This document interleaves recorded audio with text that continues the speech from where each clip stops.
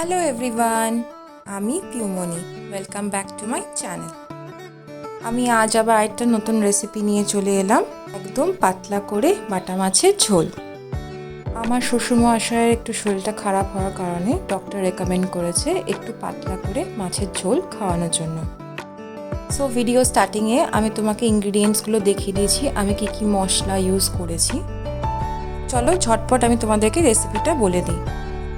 এর ঝোলের সঙ্গে আমরা কিছু সবজি ব্যবহার করেছি, সেটা হলো পটল, আলু, কুমড়োর ডাঁটা আর কাঁচা কলা। সো প্রথমে যেটা করেছি, মাছটাতে একটু হলুদ আর নুন মাখিয়ে আমি কড়াইতে তেল দিয়ে ওটাকে ফ্রাই করে নিয়েছি। তারপরে আমি কড়াইতে একটু তেল দিয়ে দিয়েছি, কালি জিরে, কাঁচা লঙ্কা আর একটু রসুন থেতো করে দিয়েছি, ওটা একটু স্কিপ হয়ে গেছে। ওটা দিয়ে তারপরে সবজিগুলো আমি দিয়ে দিয়েছি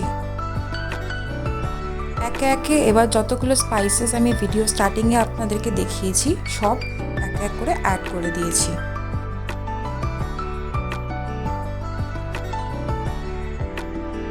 ভালো করে নাড়াচাড়া করে তারপরে আমি একটু চিনি অ্যাড করে দিয়েছি। আর সাইডে আমি একটু গরম জল করে রেখেছিলাম, এবার ওটাও অ্যাড করে দিলাম। বাস এবার একে একে করে ভাজা মাছগুলো ছেড়ে দিলাম জলটা বয়েল হয়ে যাওয়ার পর। 2 মিনিটের জন্য আমি আরেকটু বয়েল হতে দিলাম, তারপর একটু ধনে পাতাও দিয়ে দিলাম। বাস রেডি হয়ে গেল আমাদের বাটা মাছের পাতলা করে ঝোল। আপনারাও ট্রাই করে দেখতে পারেন, খেতে খুবই ভালো লাগে।